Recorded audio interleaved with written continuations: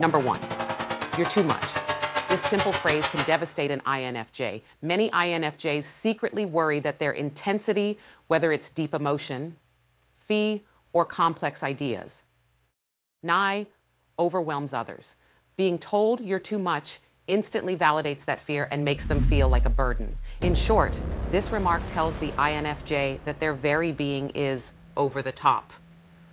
A painful blow for a type that strives so hard to balance insight and empathy for the people they care about. Number two, why can't you just be normal? An INFJ spends a lifetime feeling a bit different from others. So this question cuts deep.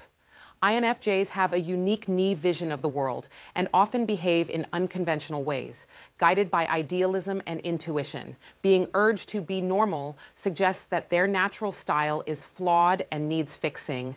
This is essentially a rejection of their identity.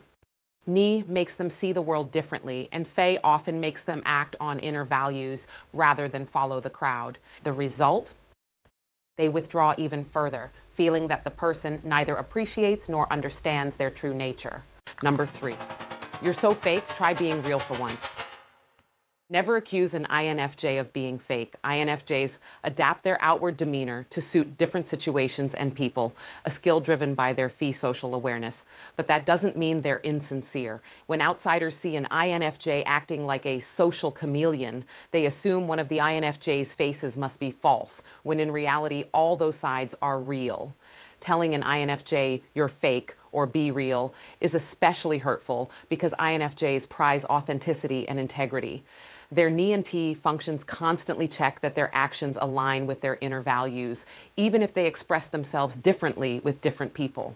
Such a comment will infuriate or sadden an INFJ as it implies that their kindness or adaptability is a dishonest act. In truth, INFJs show you different facets of themselves because they genuinely care about connecting.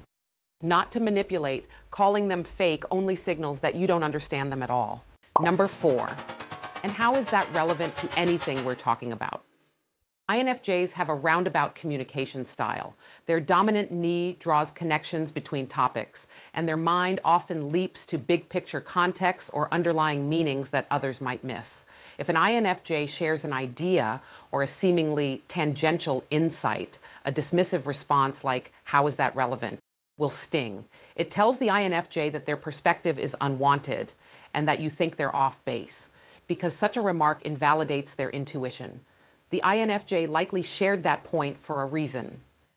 Their saw a pattern, or their T analyzed a nuance that is connected even if it wasn't obvious. Their contribution not only frustrates them, but also discourages them from sharing further. A better approach is to ask how it's relevant. You might learn something new about how the INFJ sees the issue. Number five, I don't know who you really are.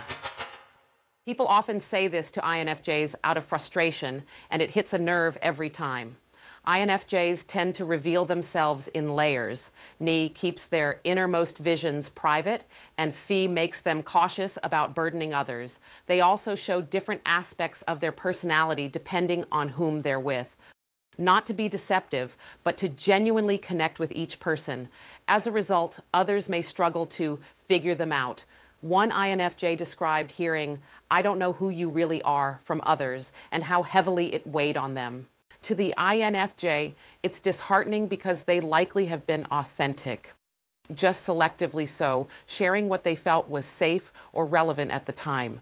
This comment highlights the INFJ's constant fear that no one will ever truly understand them. The truth is, INFJs want to be known deeply, but they open up slowly and often need you to ask specific questions rather than broad ones. Telling them you don't know them, especially in a disappointed tone, only reinforces their sense of isolation. Number six, you're overthinking it, or it's not that deep. If there's one thing INFJs do a lot, it's think deeply. Their tie loop can lead them to analyze situations from every angle, and their fee makes them consider the impacts on everyone involved. Telling an INFJ that they're overthinking or that something is not that deep will come off as dismissive. Essentially, you're instructing them to ignore their intuition and stop searching for meaning, which is like asking them not to use their dominant function. INFJ's hunches are profound and often accurate, even if they can't fully explain them in the moment. INFJ insights or premonitions that others initially scoff at have a way of being scarily accurate. When you say, "it's not that deep," the INFJ hears that you don't value their perspective or that you think they're imagining things. It's frustrating because connecting dots and reading between the lines is second nature to them. Often INFJs analyze something deeply because it matters to them or to someone they care about via fee. A better approach is to ask why they are concerned or what they see, rather than to tell them to shut off their insight. Number 7, stop trying to save everyone. It's not your job to fix everything. INFJs are sometimes jokingly called the counselors or even heroes among types because they often take on the weight of others' problems. Their auxiliary Fae gives them a strong urge to help, and dominant Ni fills them with visionary ideals of making the world better. Telling an INFJ to quit trying to save everyone will likely be met with a frown, or at least an internal one. To the INFJ, it's a core part of who they are and how they show love and purpose. One article notes that most INFJs always need to have a cause. They'll try to help someone or something in need, even at their own expense. Hearing "you're doing too much" or "it's not your responsibility" will feel like you're belittling their passion and compassion. But being chastised for caring deeply only makes them feel unsupported or even ashamed of their empathy. "If I don't try, who will?" Instead of this dismissive remark, it's more helpful to gently remind an INFJ to practice self-care while they help others. They respond much better to encouragement to set healthy boundaries than to an order to stop caring. Telling them not to care or fix things is like telling a bird not to fly. It's against their nature and will only cause resentment or sadness. Number 8, you make it difficult to love you. Few phrases could be more crushing to an INFJ than this one. INFJs might be aware that they're not the easiest people to truly get close to. They can be reserved, cautious about whom they trust, and prone to intense mood swings or idealistic expectations. However, they try very hard to be supportive partners and to understand their loved ones deeply. Being told you're hard to love basically confirms their inner fear that their complexity or guardedness makes them unworthy of love. An INFJ hearing this will likely shut down or feel devastated. Their Phi takes it as a sign that they failed to meet the other person's needs, and their Ni starts catastrophizing that no one will ever stick with them. In reality, INFJs simply love in a cautious but extremely devoted way. They open up in stages, wanting to be sure the other person will stay for the long haul. Not only is it hurtful, it also ignores the many quiet ways an INFJ probably has been showing love, just not in flashy, extroverted ways. Patience and honest communication will unravel their walls far more effectively than guilt-laden accusations. Remember, an INFJ loves to feel seen and accepted. Implying they're nearly unlovable is the surest way to break their heart. Number 9, you wouldn't understand. Never underestimate an INFJ's ability to understand. This phrase is often used to shut someone out of a discussion or to condescend, and INFJs particularly loathe it. With Ni and Fei working in tandem, INFJs are actually quite skilled at grasping complex or personal matters. They apply tie logic to piece together patterns.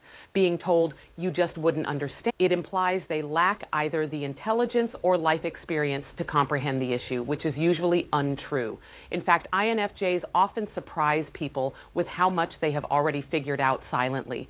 If an INFJ asks about your problem, it means they care and likely can handle hearing it. By saying they wouldn't understand, you not only close yourself off to their help, but you also show a lack of respect for their perceptiveness. Treat them as the insightful equals they are. Number 10, just wing it. Live in the moment for once. Spontaneity might be a virtue to some, but to INFJs, it can be a source of stress. This personality's dominant Ni is always scanning the future, and their auxiliary Fei likes to anticipate others' needs. Living in the moment or dealing with sudden changes doesn't come naturally. Telling an INFJ to just wing it or chiding them for always needing a plan is likely to trigger their anxiety or annoyance. INFJs prefer to take their time to mentally prepare and plan things out. They are internal processors who dislike being rushed. INFJs aren't designed to focus on tangible realities or the immediate, minute details for too long. It drains and stifles them.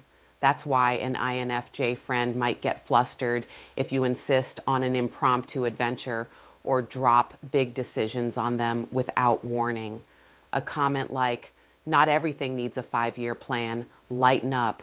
Instead, if you want an INFJ to loosen up, give them a little advance notice or structure even for fun activities. They can be plenty spontaneous and fun when they feel mentally prepared and safe.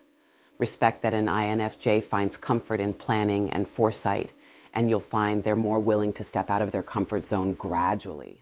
Watch this full episode here and binge watch the entire INFJ series while it's hot.